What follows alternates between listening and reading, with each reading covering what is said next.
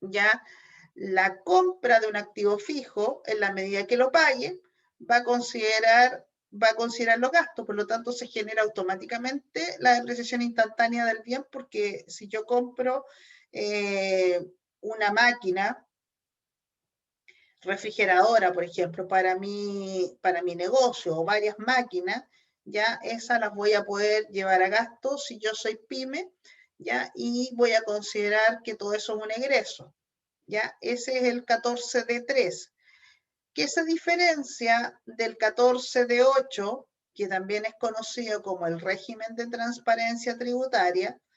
Es que en el 14D8, la composición societaria primero de ese 14D8 es que tiene que tener puros socios personas naturales, ¿ya? Eso es una de las cosas más importantes, ¿ya?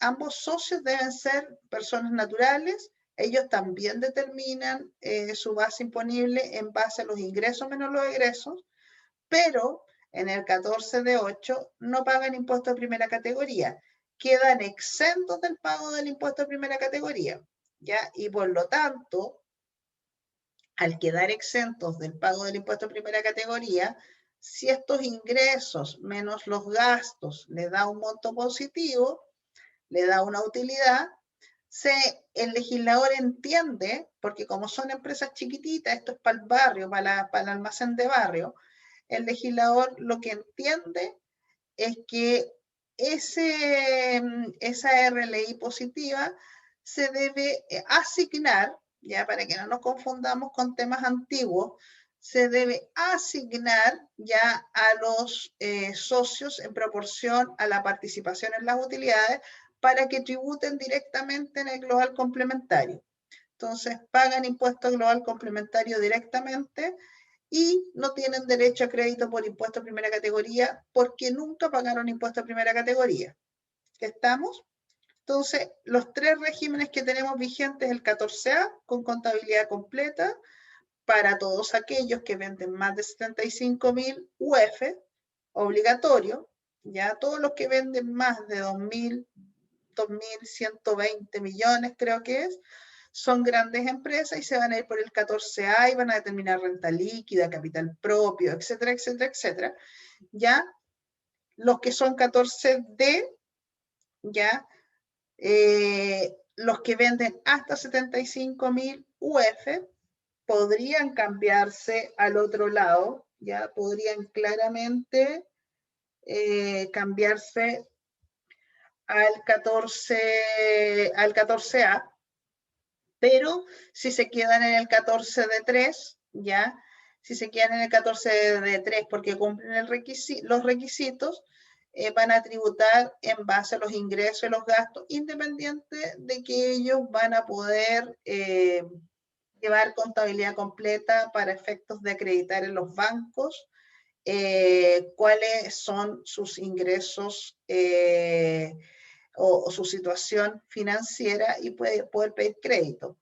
Y el 14D8 también vende menos de 75.000 UF, debe estar compuesto sus socios solo por personas naturales, y estos socios, personas naturales,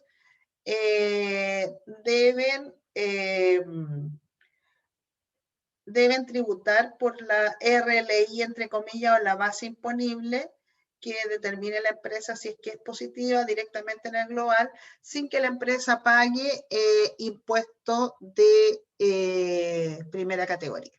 ¿Ya? ¿Estamos ahí? ¿Dudas?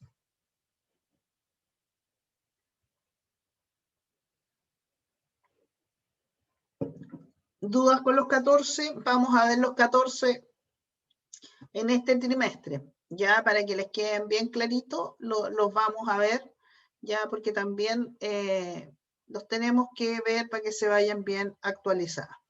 ¿Ya? Y el otro régimen que nos queda dando vuelta, y ese régimen, yo la verdad es que no le veo mucha vida, pero es un régimen antiguo, el régimen de las rentas presuntas.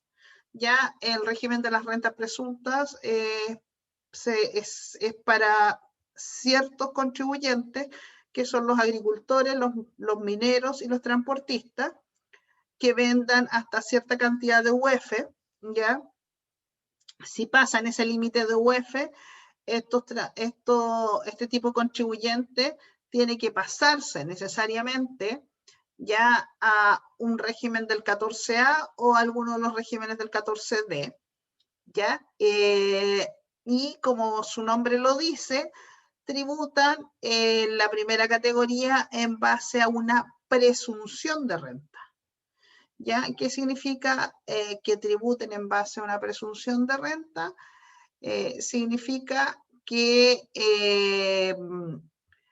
van, en el caso de los bienes raíces agrícolas, y dicen mi rol de avalúo de bien raíz es de 10 millones de pesos, porque así lo establece el Servicio de Impuestos Internos en el avalúo fiscal, ya tiene ese rol y dice, no, esto vale 10 millones de pesos, entonces la ley dice que esas personas no van a hacer contabilidad, no van a determinar renta líquida imponible, ya solamente van a tener un libro de compras y ventas para poder establecer en el fondo cómo van con los topes, ya, y esas personas van a quedar grabadas de acuerdo a la norma, esa empresa, en función del 10% del avalúo fiscal de los bienes raíces que está explotando.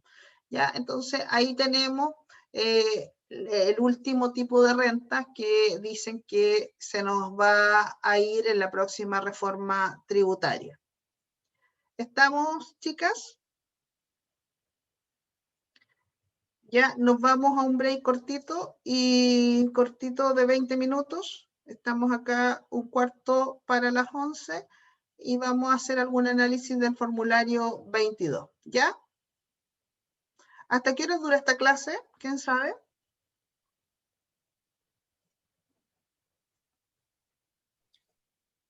Profe, ¿esta clase debería durar 3 horas? Es que no lo sé, porque a mí Valentín el año pasado me decía 3 horas, pero se supone que 1 hora es de ayudantía, entonces me dice 2 horas. Ah, ya. ¿Ya? Entonces Lo voy a consultar bien ahora, ¿ya? si fueran 2 horas sería hasta 10 para las 12. Ok, ya, ¿Ya? ya, hija, ya, Ya, profe. ya. Entonces vamos a parar 20 minutos. Volvemos a las 10:50. ¿Les parece? Profesora, Ya, que estén bien. Ya.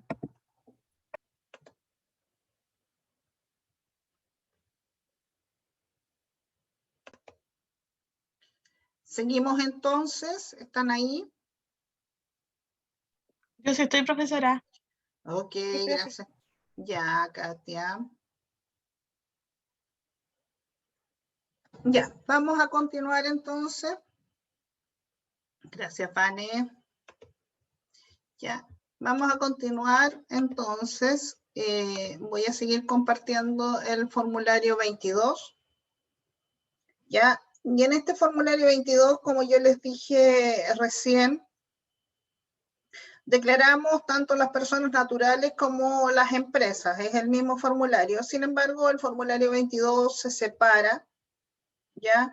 Y las personas naturales declaran de la línea 1 ya a la línea 37, hasta aquí, y salvo que aquí el resultado sea negativo y les dé una devolución de impuestos, se traspasan a la parte final acá al saldo a favor, ya, y ahí en el fondo uno tiene que poner la cuenta corriente bancaria para que le devuelvan ese monto. Ya, entonces, en general, como el servicio publica que las personas naturales, si presentan, que las personas que presentan la declaración de renta antes de tal fecha, se les devolverá la segunda semana de mayo, entonces todos se desesperan por pagar o presentar esta declaración, y ahí es donde vienen algunas dudas con respecto a los ingresos que tuvieron durante el año. En esta parte de acá abajo líneas 49 y siguientes, ¿ya? En general estamos hablando de impuestos que pagan las empresas. Impuesto de primera categoría, en caso de ser una empresa que dice acogida al régimen ProPyme. Impuesto base imponible del impuesto de primera categoría, en caso de ser una empresa del 14A parcialmente integrado. Ya impuestos de primera categoría para los contribuyentes del 14G, que esto es una novedad con respecto a años anteriores, ya. La novedad es que la ley de la renta incorporó un nuevo artículo 14 letra G para incorporar a todas aquellas instituciones sin fines de lucro. ¿Ya? Por lo tanto, las instituciones sin fines de lucro determinan su renta líquida imponible, pagan un 25% de impuesto, ¿ya? Y la base imponible va a ir en esta línea, ¿ya? Donde voy a poner la base y aquí va a ir el 25% de la base. En el caso del 14 de número 3, es importante, aquí me devolví de nuevo, es importante señalar que el 14 de número 3, la tasa oficial es de un 25%, ¿ya? Igual esto ha tenido algunos efectos rebote, ¿ya? La tasa oficial es de un 25%, sin embargo, por la ley 21256, ¿ya? Por el efecto COVID, ¿ya?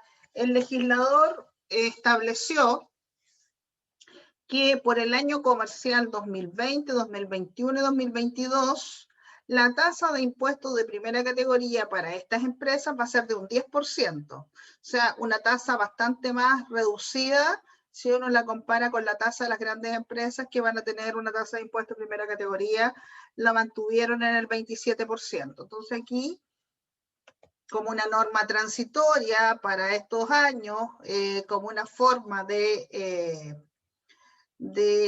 ayudar a las pymes a reactivarse, se les bajó la tasa a una tasa de un 10%. Ya, entonces, solo las empresas que están en el 14D3 declaran primera categoría, más las empresas con renta presunta, más las empresas que están en el 14A y más las empresas que están en el 14 letra G. Ya. Estamos 14 letras G, entonces acuérdense que dijimos que la norma las creó aquí y les dijo que paguen el impuesto de primera categoría, ya con tasa del 25% y les crea su línea especial en el formulario 22, ¿ya?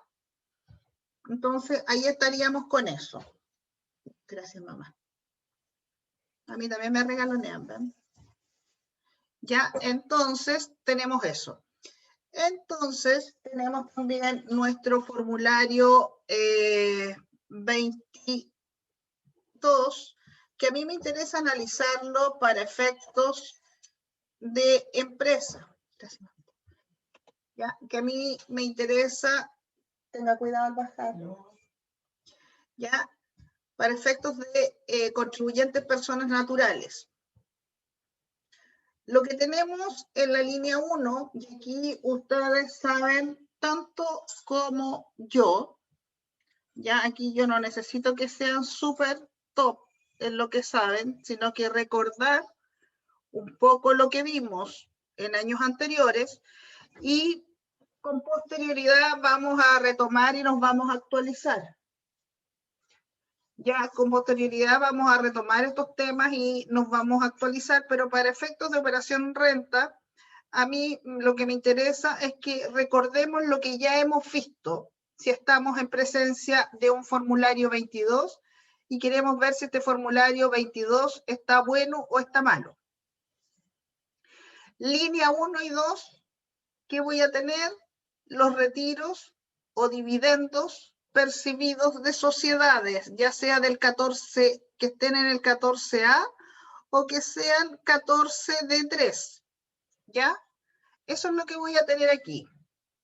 Entonces, ¿cuáles son los cuidados que tengo que tener aquí? Es que podría ser que Juanito Pérez me diga, no, pero yo hice un retiro de 100 millones y ¿por qué el servicio no lo tiene? O hice un retiro de 5 millones y ¿por qué el servicio no lo tiene? No, si el servicio sí lo tiene, pero podría ser una renta no constitutiva de renta y por lo tanto no está afecta a impuestos finales. ¿Cuáles eran esos casos, se acuerdan?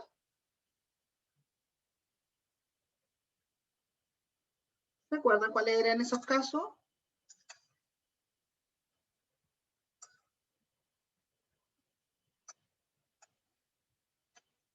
No sé si habla, profe, de las acciones 107 cuando recibió esa utilidad o no. No, podría ser una alternativa, pero estoy hablando específicamente de los registros. Todo lo que yo sacaba de los registros estaba grabado con impuesto global complementario.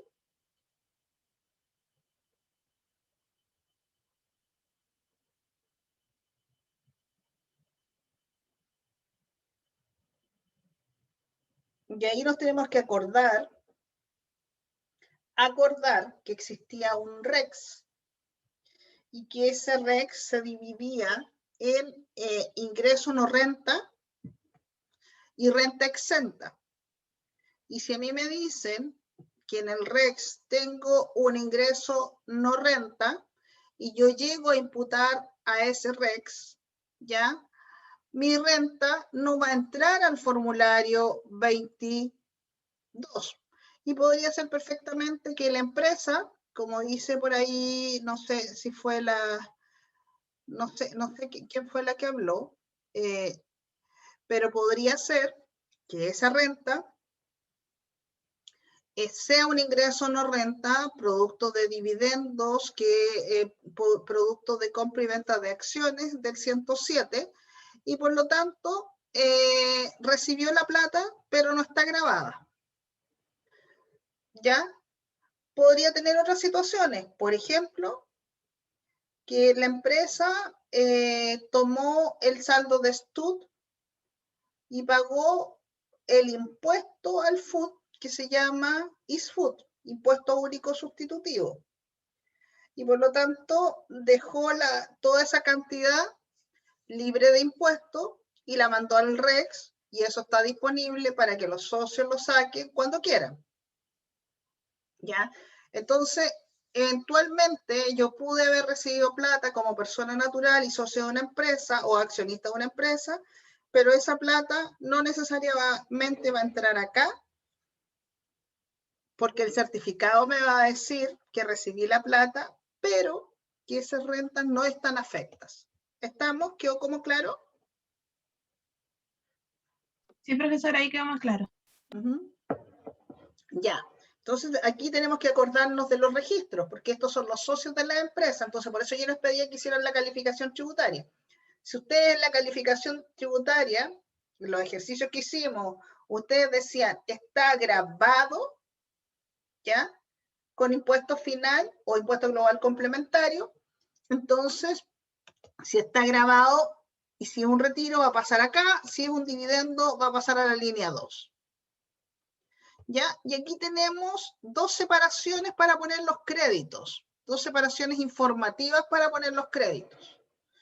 ¿Ya? Una dice con restitución y la otra dice sin restitución. Una dice con obligación de restitución y la otra dice sin obligación de restitución. ¿Por qué tenemos esto? ¿Alguien se recuerda o se imagina en función de lo que vimos antes? ¿Por qué el formulario me lo pregunta así, con obligación de restitución y sin obligación de restitución? Yo me acuerdo que la restitución, profesora, hace relevancia a que en el antiguo semi-integrado los socios no ocupaban el 100% de crédito, sino que el 65%. Perfecto, súper bien, ¿ya? Con restitución van a ser todas aquellas rentas, yo voy a complementar solamente, pero está súper lo que dijo usted. Voy a complementar solamente. Con restitución son todas aquellas rentas que vienen de regímenes semi-integrados antiguos o que se generen en este régimen semi-integrado Y por lo tanto, son rentas generadas a partir del 1 de enero del 2017 y que generaron crédito.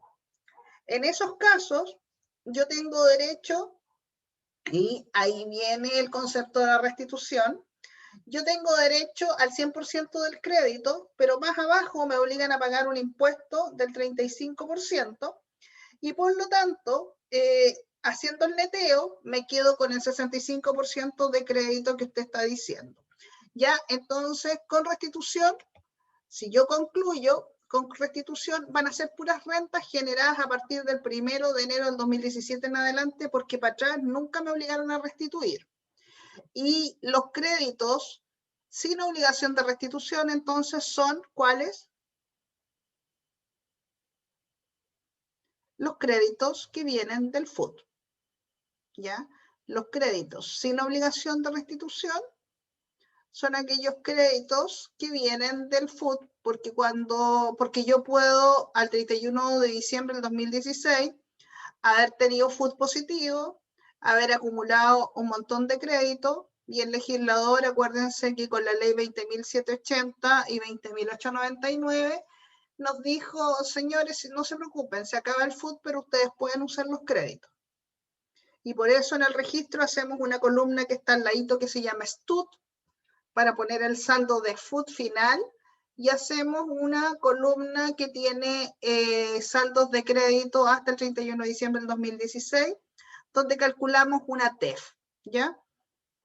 Entonces, en función de eso, yo podría tener créditos con y sin restitución, ¿ya? ¿Cuáles van primero cuando estoy imputando el retiro o el dividendo? ¿Qué crédito? Si tengo de los dos créditos, ¿cuál crédito uso primero?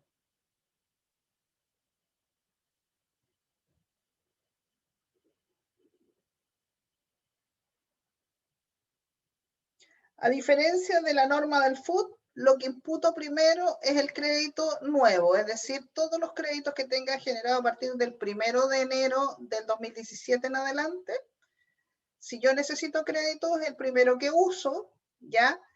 Y con posterioridad, ya imagínense el saldo del registro, y con posterioridad, si se me acaba la plata, yo veo si tengo STUT y tengo crédito asociado a ese STUT, ¿ya? Y si tengo crédito, uso el crédito asociado a ese STUT, ¿ya? Entonces, primero, siempre los créditos nuevos, empezando por los créditos generados a partir del 1 de enero del 2017 en adelante, y después, si se me acaba la plata para dar crédito, doy los créditos sin obligación de restitución, que solo van a existir en la medida que la empresa tenga créditos del FUT acumulado, ¿ya? Después hace otra subdivisión y dice, en ambos casos, que los créditos podrían tener derecho a devolución o los créditos no van a tener derecho a devolución. ¿Quién se acuerda algo de eso?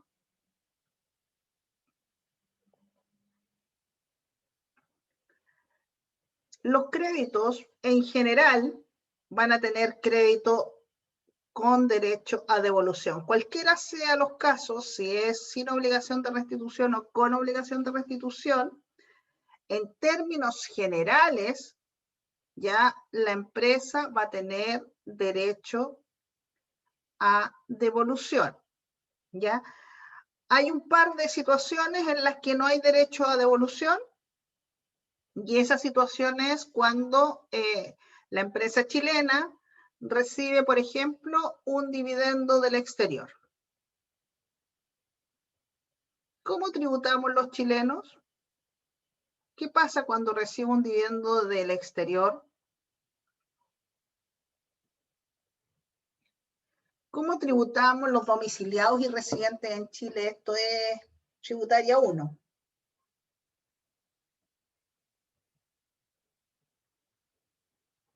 Los domiciliados y residentes en el país tributamos bajo el concepto de renta mundial.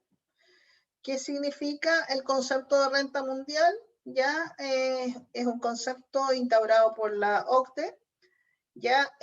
Y significa en definitiva que los chilenos, ya sea empresas o personas domiciliadas y residentes en Chile, ya van a tributar por sus rentas tanto de fuente chilena como rentas de fuente extranjera, ¿ya?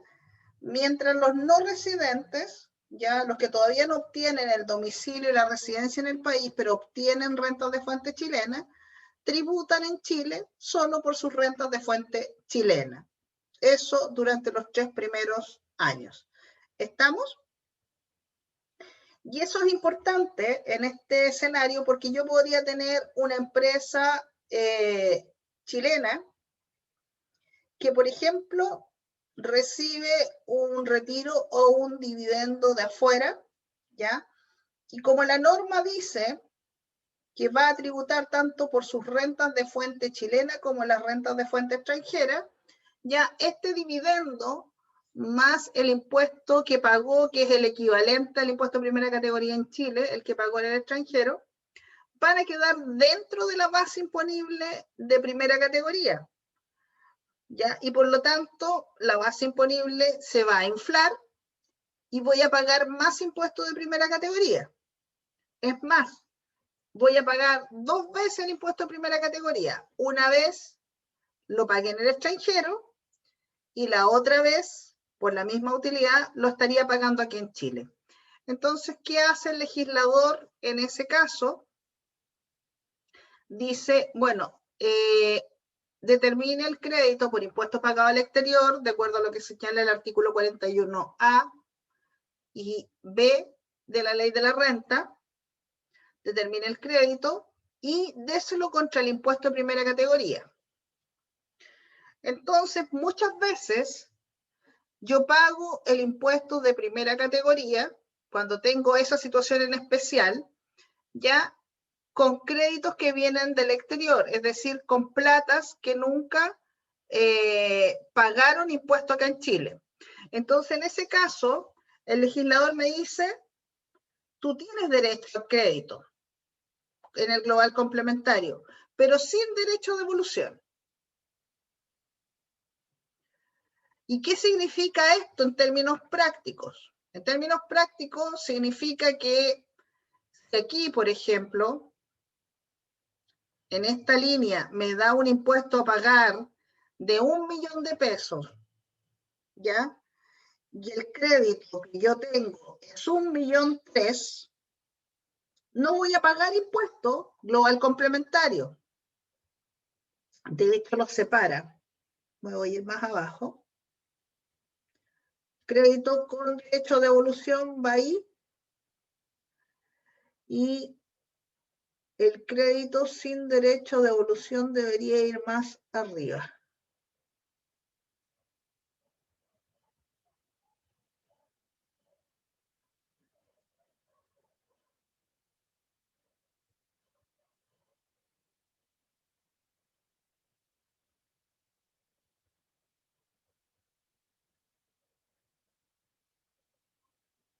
Pero en alguna parte de acá está el crédito sin derecho a devolución. ¿Ya? Entonces, ¿qué es lo que va a pasar en ese caso? Ahí está. Ya en la línea 32 más arriba. Puedo llegar yo a un impuesto determinado de 1 millón, pero tengo crédito sin derecho de devolución de 1,3 millones. Efectivamente, no voy a pagar el impuesto, ¿ya? Pero me van a sobrar 300, pero esos 300 el fisco no me los va a devolver. En cambio, si yo tengo el 1,3 millones acá, con derecho de devolución,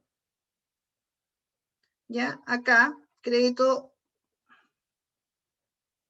con derecho de devolución, si yo lo tengo en el 610, ya arriba me puede dar el 1 millón de pesos a pagar, 1 millón de pesos de impuesto a pagar, y tengo el mismo crédito de 1,3 millones, no voy a pagar el impuesto porque está cubierto por el crédito, y los 300 que me sobran, lo voy a tener que llevar a la línea de abajo para que el Servicio de Impuestos Internos me devuelva la plata.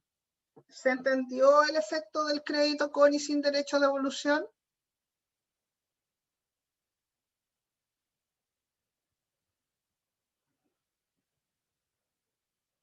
¿Dudas?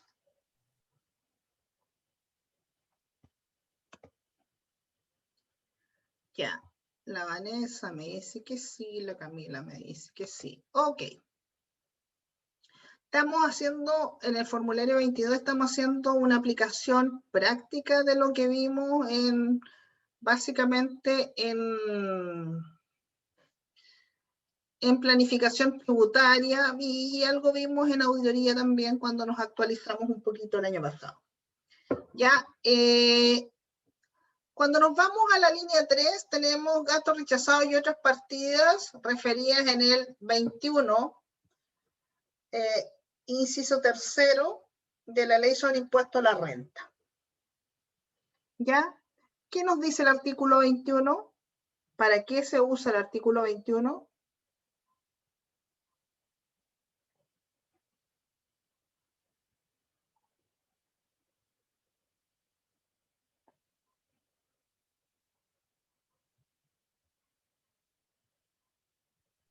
Son gastos que están afectados a impuestos únicos, creo. Claro, Y gastos. Dale. y se divide en inciso 1, inciso 2 y inciso 3. Que uno se atribuye a los propietarios, otras son como, por ejemplo, el inciso 2 son multas fiscales y eso. Ya, ok. Sí, más o menos bien. Ya, nosotros tenemos, yo creo que hay que separarlos del inciso segundo, que son multas fiscales, impuestos a la renta, que son un agregado a la renta líquida imponible. Ya, en segundo lugar, decir que este artículo 21, cuando afecta, ya afecta en calidad de impuesto a castigo, o sea, lo aplica sobre un gasto que es rechazado, ¿ya? Y efectivamente pagado, porque yo puedo tener un gasto rechazado, pero si no está pagado, no lo voy a afectar con artículo 21, ¿ya? Entonces, cuando yo tengo gastos rechazados, pagados, como por ejemplo la mantención de un Mercedes-Benz en calidad de automóvil, ya para que no vayan a decir yo tengo un bus de transporte Mercedes-Benz, no, un automóvil station wagon o similar, yo tengo la mantención, no me dedico al rubro de la renta car, y resulta que ese auto está para que lo usen los gerentes de la empresa para que vayan a reuniones, ¿ya? Los gerentes de la empresa no necesariamente son socios de la empresa, por lo tanto, si los gerentes no fueran socios de la empresa, esa cuestión afecta al 40% en calidad de impuesto único, por lo tanto, es un agregado y una deducción a la renta líquida imponible, porque es un impuesto castigo, ¿ya? Pero en calidad de único, es decir, aplico solo ese impuesto. ¿Ya? Por eso yo lo agrego a la renta líquida y después lo deduzco de la RLI. Estamos, ahí tenemos un concepto, ¿ya? Pero si ese mismo auto, y no quiero poner otro ejemplo, van a decir la profe pone ejemplos burdos, pero la verdad es que el concepto de gasto aceptado cambió tanto que no me atrevo a poner otro ejemplo que no sea este ejemplo burdo.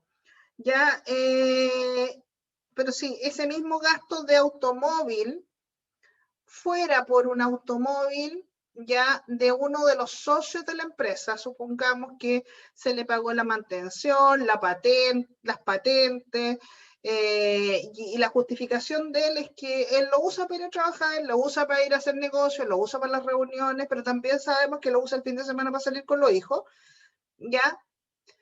Ese gasto es un gasto rechazado asociable, atribuible a un socio, ¿ya? Y como es atribuible a un socio, el monto total actualizado no paga impuestos de primera, pero se viene aquí a la línea 3, ¿ya? Si ese auto fuera de la empresa, ahora yo dije que el auto era del socio, ya, pero yo le pagué la mantención, le pagué la patente, el permiso de circulación, le pagué los cambios de neumáticos, los cambios de aceite, reparaciones, los TAC, petróleo, benzina, lo que sea, pero el auto es del socio, yo lo mando a la línea 3 porque ese gasto es asociable a ese socio por el monto total, ¿ya? Por el monto total asociable a ese socio. Y si está en la línea 3, está junto con las rentas afectas, por lo tanto, entra a la base imponible sobre la cual voy a calcular el impuesto global complementario. ¿Ya? Y como es asociable a un socio, lo hago pagar global porque viene dentro del total de las rentas brutas, ¿ya? Y aquí lo voy a dejar en el impuesto determinado y la norma me dice otra cosa, me dice que además a esos gastos, ya supongamos que allá arriba puse 3 millones de pesos de ese tipo de gasto actualizado el 31 de diciembre, ya me dice la norma que cuando sean asociables a un socio, además a esos 3 millones de pesos que agregué allá arriba y que ya le determiné un impuesto, le tengo que agregar un débito del 10% más, una tasa adicional del 10% más de esos 3 millones de pesos. Es decir, aquí tendría que poner 300.000 pesos. ¿Estamos? ¿Quedó claro?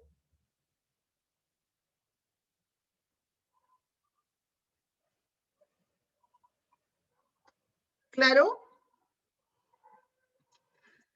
Si el auto, voy a seguir con el auto, es de la empresa, ya va a tener depreciación. Y aunque lo use un socio o no lo use un socio, independiente a quien yo le atribuya el gasto rechazado, deben recordar que no lo puedo grabar, la depreciación no se graba con el 40, ni se incorpora en la línea 3. ¿Por qué? Porque la depreciación no es un desembolso efectivo, ¿ya? Y aquí en la línea 3 o en el gasto rechazado factor 40 estamos hablando de desembolsos efectivos. ¿Estamos? ¿Va quedando claro, chicas? Sí, profe. Ya. Nos vamos a la línea 4, ya que es la línea de las rentas presuntas. Bueno, la profe recién nos explicó que las rentas presuntas pagan impuesto de primera categoría con tasa del 25, ¿ya? Y supongamos que es una renta presunta de un bien raíz agrícola o que es de un transportista, ¿ya? Esa renta presunta, ¿ya? Yo voy a poner acá el porcentaje de participación que me corresponde sobre la renta presunta. Ya yo esto lo voy a hacer con números redondos. El avalúo fiscal, ya del bien raíz, el avalúo fiscal del bien raíz que estoy explotando y que está en el régimen de renta presunta es de 50 millones de pesos. La ley me dice que la base imponible para efectos de primera categoría es del 10% del avalúo fiscal. Por lo tanto, va a estar afecto a primera categoría 5 millones por el 25%, porque ese es el 10% de los 50 millones de pesos. ¿Estamos hasta ahí? Base imponible, ya, ok, estamos hasta ahí. Y supongamos que en esta sociedad agrícola de renta presunta yo tengo dos socios, uno que tiene el 40% y el otro que tiene el 60%. Entonces, la base imponible que se afectó con el 25 fue 5 millones de pesos. Entonces, acá, el que tiene el 40% va a tener que poner el 40% de los 5 millones. Y el que tiene el 60% va a tener que poner en otro formulario, cada socio declara su renta propia, es un RUT distinto, el otro socio va a tener que poner en su propio formulario 22 el 60% de los 5 millones de pesos. ¿Estamos? Y aquí se va a ir todo con derecho a crédito. Con una sola salvedad. ¿Y cuál es esa salvedad? Esa salvedad es que el impuesto se pague completamente con contribuciones, en cuyo caso no va a tener derecho a crédito. ¿Ya? Vamos ahora a otras rentas propias, propias o de tercero provenientes de empresas que determinan su renta efectiva sin contabilidad completa. ¿Ya? Y que están en el 14 letra B. Estos no son los del 14D, son los del 14B. ¿Ya? ¿Y cuáles son los del 14B? Aquellos que hacen su contabilidad en base a ingresos y gastos, pero porque lo que tienen son planillas de contratos de arriendo. Ya aquí están las personas que se dedican a arrendar inmuebles. Entonces, en función de los contratos de arriendo, hacen planilla, ¿ya? Y eso va a ir a esta línea actualizado. ¿Ya? Después tenemos, esta es una de las que conversamos antes. Después tenemos las rentas asignadas propias o de terceros provenientes de la empresa sujeta al régimen transparente, 14D8. Y dice renta asignada, ¿ya? ¿Por qué renta asignada? Porque dijimos que aquí era la única renta que no nos quedaba en el fondo en base a los retiros, ¿ya? Sino que el legislador lo que está asumiendo es que quien va a quedar en el D8 es el almacén de la esquina. Entonces le dice, determina tus ingresos menos tus egresos, ¿ya? Y si tú tienes el 50% de participación en eso, te lo asignas acá, el 50% de la utilidad. Si da pérdida, aquí no va nada. ¿Ya? Y no tienes derecho a crédito. Para mí estos códigos que están aquí están malos. Estos códigos que voy a marcar con rojo estarían malos, ¿ya? Porque no tiene derecho a crédito porque no pagó impuestos de primera categoría. ¿Ya? Entonces, ahí yo me asigno la renta porque el legislador dice son tan chiquititos ellos que lo más probable es que sacaron la plata. Ya, después viene una línea que es interesante y que la tienen que mirar con el recuadro 1, ¿ya? Que es la línea de los honorarios. ¿Por qué hay que mirarla con el recuadro número 1? Básicamente, porque en ese recuadro yo tengo los honorarios, ¿ya? Y el recuadro de honorarios incluye todas las boletas de honorario que yo emití durante el mes, durante el año 2020 en este caso, todas las boletas de honorario que yo emití durante el año 2020, ¿ya? Y el legislador me dice que me puedo rebajar, ¿ya? De esos honorarios un gasto presunto. ¿Ya? Entonces me permite, si yo tengo, no sé, 20 millones de pesos en boletas de honorarios, me permite rebajar de la base del recuadro 1 el 30% de los 20 millones de pesos con tope 15 UTAS, ¿ya? Entonces ahí hay que tener cuidado porque la cifra que yo paso aquí al código 110 no es exactamente igual al total que yo recibí durante el año como boleta de honorario, porque el recuadro 1, el recuadro de los honorarios, hace que yo pueda rebajar de él el 30%. Ahora, ¿qué es importante de esto? Sumamente importante de esto, que incorpora dentro de la misma línea, ¿ya? Las retenciones de los directores y la de los honorarios, ¿ya? Y son dos figuras distintas. Si ustedes miran el recuadro 1, se van a dar cuenta que el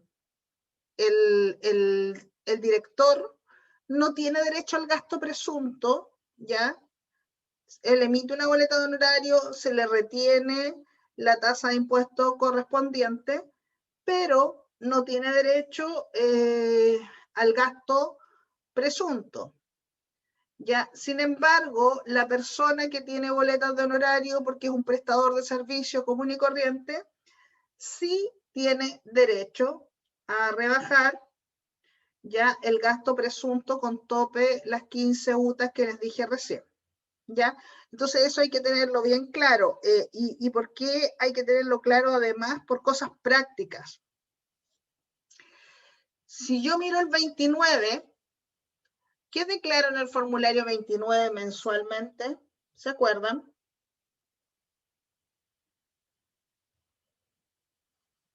¿Qué declaro en el formulario? Declaro mi débito, mi crédito, el impuesto único que tienen los trabajadores y también el impuesto que pagan los honorarios. El Y los impuesto, PP. los PPM, cuando me hablaste de los débitos y los créditos, me estabas hablando de IVA, perfecto. Sí. Con eso saco los ingresos y los egresos, no, súper bien. Ya, y declaro, me dijo, los honorarios. Pero hay una línea, juntita a la de los honorarios, en donde yo declaro también la retención de los directores. Entonces, ¿por qué hablo de esta cosa práctica de que están juntitas las líneas? Que muchas veces cuando se manda la declaración jurada, también se equivocan al mandar la declaración jurada y se corren de línea y mandan, es para los dos lados, ¿eh? Se equivocan para los directores y se equivocan para los honorarios, ¿ya? Entonces mandan, o algunos incluso, mandan las líneas juntas, ¿ya? Entonces, eso es importante tenerlo claro, porque muchas veces por eso salen observadas las declaraciones de renta por el tema de honorario. Y lo otro es que en el tema de los honorarios todavía existe la cultura de pensar que el servicio de impuestos internos me va a devolver toda la plata, ¿ya? Y resulta que no me devuelve toda la plata, básicamente porque mucha de esta gente que tiene solo honorarios nunca ha cotizado. Y existe una ley muy antigua que se prorrogó por muchos años y que empezó a regir hace como 3 años atrás, 3 o 4 años atrás, ya que obliga a la autoridad tributaria, obliga a la autoridad tributaria, es decir, al Servicio de Impuestos Internos, a sacar parte de esa retención de manera paulatina. Este año va a sacar más que el año pasado. De manera paulatina, a través de los años, para que estas personas tengan derecho a salud. ¿Ya? Eso es lo que se busca, que tengan salud y que paguen sus cotizaciones de AFP. Entonces, eso está súper bien explicado en el curso que yo les dije que está más, que las que querían hacer esto, de apoyarnos con el servicio, nos pudieran hacer ese curso que es súper bueno. ¿Ya? Después vienen las rentas de capital inmobiliario, el mayor valor, el rescate de cuotas de fondos mutuos, enajenación de acciones y derechos sociales, ya, y los retiros de excedente de libre disposición, que son básicamente las ganancias que yo tengo por tener fondos mutuos. Cuando me habla del rescate, me está diciendo, pero tienes que determinar el mayor valor, ¿ya? De la cuota de fondo mutuo, que es el valor que yo puse en ese fondo mutuo, más sus reajustes en un momento determinado, y el delta que te dé entre lo que estás rescatando es tu ganancia, y si no te da un delta, sino que te da un déficit, es una pérdida. Si te da una ganancia, declárala aquí.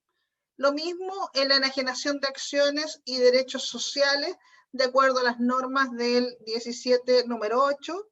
Si yo vendo derechos sociales, ya un porcentaje de la empresa, yo podría decir que estoy afecto al impuesto global complementario de manera tradicional, ya, y yo digo costo tributario versus precio de venta, el delta es el mayor valor que va acá. Pero tengo que tener cuidado cuando esos mayores valores son con empresas relacionadas porque el servicio me podría tasar. Después tenemos en la otra línea rentas exentas de impuesto global complementario, ¿ya? Y estas rentas exentas de impuesto global complementario, ¿de dónde las voy a sacar? Lo hablamos aquí arriba cuando hablamos de la línea 1 y 2. ¿De dónde voy a sacar la renta exenta? ¿De los registros? De los registros. Ya yo puedo tener dos tipos de renta exenta en el registro empresarial. El ingreso no renta y la renta exenta. ¿Cuál es la diferencia entre ambos? Es que el ingreso no renta cumplió con la tributación y no entra al formulario 22. Sin embargo, si lo que estoy tocando es una renta exenta, va a entrar a esta línea, ¿ya? Va a entrar a esta línea y yo con un formato de otorgamiento de los créditos, yo voy a poder eliminar la tributación de esta renta exenta. En el fondo, esta renta exenta ingresa solamente para la determinación de la base imponible, pero después la elimino haciendo un cálculo que en realidad lo tira el servicio, ¿ya? Y que es para eliminar justamente esta renta exenta. Ya. Otras rentas de fuentes chilenas que no están en ninguna parte se incorporan en la línea 10. Cualquier otra renta de fuentes chilenas, ya, que no esté en ninguna otra parte, se incorporan en la línea 10. Después vienen las rentas de fuente extranjera. Una persona natural perfectamente puede hacer una inversión en otro país, ¿ya? Y debería agregar acá la renta que obtuvo, porque puede hacer la inversión y no le llega nada, en base a lo percibido lo de otro país, ¿ya? Pero si percibe retiros o dividendos de una sociedad en el exterior, o por ejemplo compró una casa en Estados Unidos y la arrienda, eso debería estar acá ingresado y debería grabarse, independiente de lo que hacen las personas, que en términos generales les ha costado mucho para transparentar las lucas que tienen en el exterior. La ley 20.780 ¿ya? Y 20.899 de la presidenta Bachelet ya los obligó o les hizo la propuesta de transparentar y que pagaran, dijeran todas las rentas que tenían fuera de Chile, la documentaran. La verdad que yo hice un par de, le llamaron el Super 8, ya, yo hice un par de Super 8 y la verdad es que no había que entregar mucha información. Si uno entregaba lo que tenía, el servicio no te cuestionaba mayormente. Eso fue en el año 2016-2017. Se entregaba la información, se pagaba un impuesto del 8%, por eso le decían el Super 8, y mucha gente optó por hacer eso. Y al hacer eso, en el fondo regularizó las platas que tenía fuera de Chile, pero otros no lo hicieron. Y obviamente ahí hay plata que están en las Islas Caimán, en cualquier paraíso tributario, y esa gente no hizo o no transparentó las platas que tiene fuera de Chile. Ya. Después vienen los sueldos o pensiones o rentas similares. Ya, aquí vienen los sueldos. ¿Por qué declarar los sueldos? Me preguntaría yo. La primera pregunta que me hago sin ser conocedor de la norma tributaria. ¿Por qué declarar los sueldos si en definitiva los sueldos todos los meses a mí me calculan el impuesto único del artículo 42 y me rebajan de mi sueldo bruto el impuesto y el empleador lo paga en el formulario 29? ¿Por qué debo declarar mi sueldo?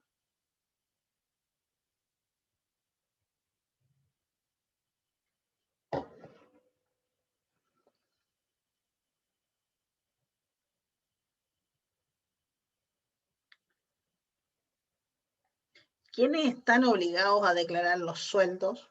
Si una persona percibe solo sueldos, ¿está obligado a hacer formulario 22?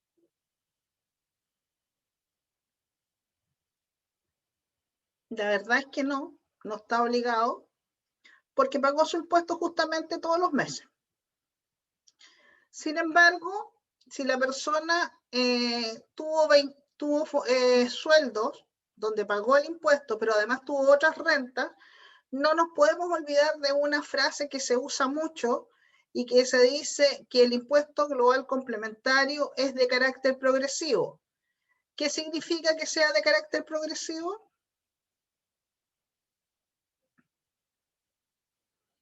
Voy a mostrar la tablita del global que está aquí. Creo que está mala, pero esta es la tablita que tengo en estos momentos. Sí, esta está mala porque está en una tasa del 35, ¿ya? Pero ¿qué significa que sea progresivo? Miren, si yo gano entre 8 y 17 millones, pago un 0,04 y además a ese impuesto la ley me dice rebájele 321.000 pesos. Después me dice que si gano más, le aplique una tasa más alta. Si gano más, le aplico otra tasa más alta. Si gano más, le aplico otra tasa más alta. Significa que sea progresivo, que el que gana más paga un mayor impuesto. Por lo tanto, si yo tengo sueldos, ¿ya? Y tengo otras rentas, el legislador me dice que tiene que reliquidar mi impuesto. Y tiene que ver cuánto impuesto en realidad me correspondía pagar. ¿Ya? Y además me dice, además tú puedes tener sueldo y yo te calculé y me dice hacia arriba o hacia abajo. ¿Ya? Para los dos lados. Me dice, a lo mejor tú percibes sueldo nomás, pero tienes una casa que todavía estáis pagando con crédito hipotecario. ¿Ya? Por lo tanto, muchas personas solo tienen sueldo, ¿ya? Y como tienen crédito hipotecario y existe un beneficio para los créditos hipotecarios, declaran para que les devuelvan parte de los impuestos, porque los intereses del crédito hipotecario, el banco también los certifica y miren lo que hacen los intereses. Bajan la base del global complementario. ¿Ya? Entonces, entre más tengo, ¿ya? Me obligan a hacer una reliquidación, pero podría no tener más, e igual a mí me conviene reliquidar si yo tengo créditos hipotecarios, porque también me van a bajar la base imponible y el impuesto que me va a dar aquí, en el caso del crédito hipotecario, va a ser más bajo que la suma de los impuestos que pagué mensualmente y por lo tanto me van a devolver plata. Al contrario, ¿ya? Si yo tengo sueldos, ya además tengo crédito hipotecario, pero además tengo retiro, además tengo arriendo, además tengo honorarios, ¿ya? La tasa de impuesto va a ser más alta que el crédito, que el impuesto de segunda categoría que pagué por mis sueldos, y por lo tanto me va a quedar un cachito de impuesto a pagar. ¿Se entiende? El formulario 22 para las personas que tenemos sueldo, ¿ya? Y que tenemos otra cosa, no es ni más ni menos que una reliquidación de todas nuestras rentas para determinar el impuesto final. ¿Se entiende eso? Chicas.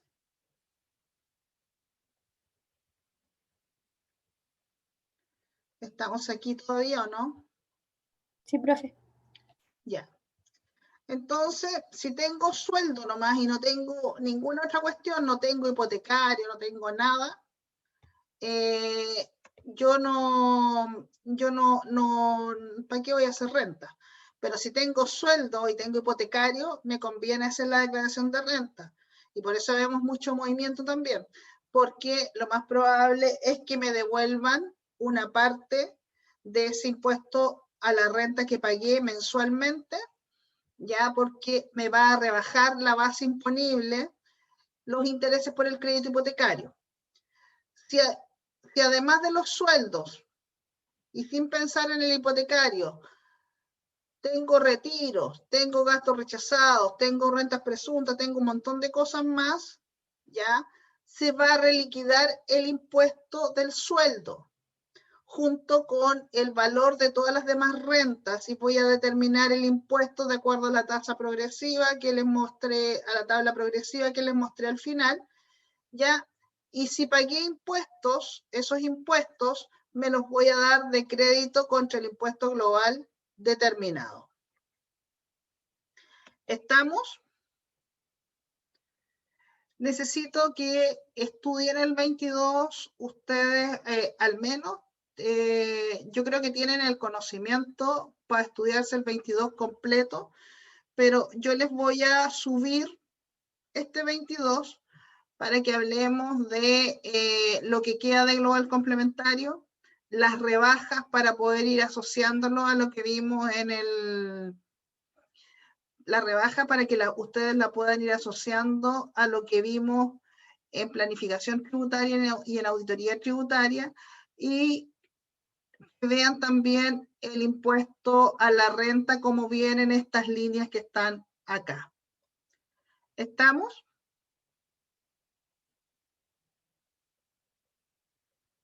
Yo a la Marisela le voy a mandar este formulario 22 y voy a generar un sílabus y un clase a clase que también lo voy a mandar, y la clase está grabada, también les voy a mandar el link. ¿Ya?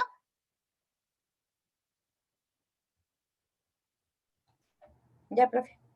Ya, chicas, nos vemos entonces la próxima clase, que creo que no es la próxima semana porque ya estamos en Semana Santa.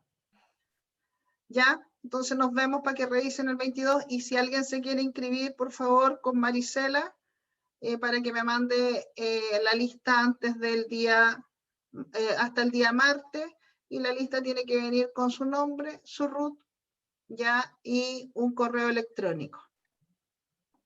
¿Ya? Ya, profe. Ya, cuídense, que estén bien. Ya. Chao. Chao, profe, que esté bien. Igualmente, que estén muy bien.